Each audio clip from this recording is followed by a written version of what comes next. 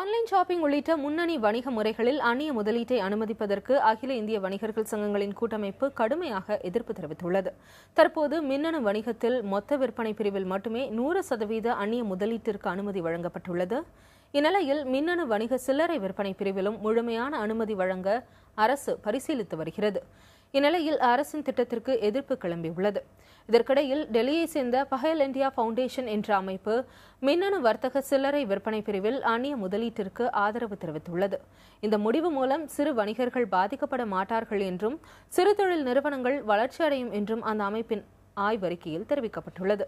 இந்த அறிக்கையின் முடிவுகளை நிராகரிப்பதாக வணிகர் சங்க கூட்டமைப்பு தெரிவித்துள்ளது.